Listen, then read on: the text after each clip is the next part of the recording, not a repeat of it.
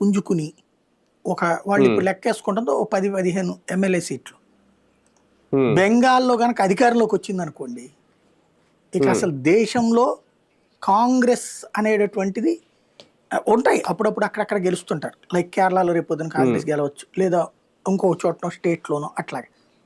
కానీ కాంగ్రెస్ ఇక ఒక ప్రాంతీయ పార్టీగా మాత్రం మిగిలిపోతుంది, జాతీయ పార్టీ అన్న ఉనికి కోల్పోతుంది. అలాగే ప్రాంతీయ పార్టీల జట్టు అనేది ఎప్పుడో కొట్టుకుపోయింది. యునైటెడ్ ఫ్రంట్లు, నేషనల్ ఫ్రంట్లు, ఆ తరహా పాలనని ప్రజలు అంగీకరించకపోవడానికి సాక్ష్యమే ఇప్పుడు జరుగుతున్న పరిణామం.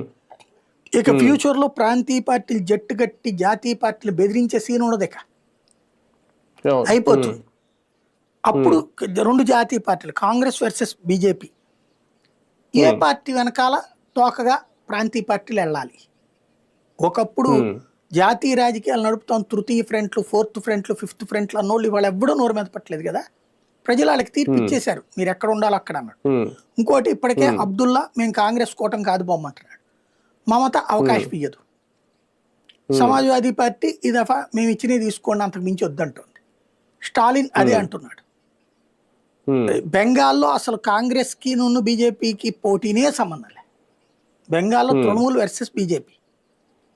బీజేపీ అక్కడ గెలిచిందంటే మాత్రం జాతీయ రాజకీయపు రూపురేఖలు మారిపోతాయి. కానీ ఒకటి సార్, దాదాపు 58 లక్షల ఓట్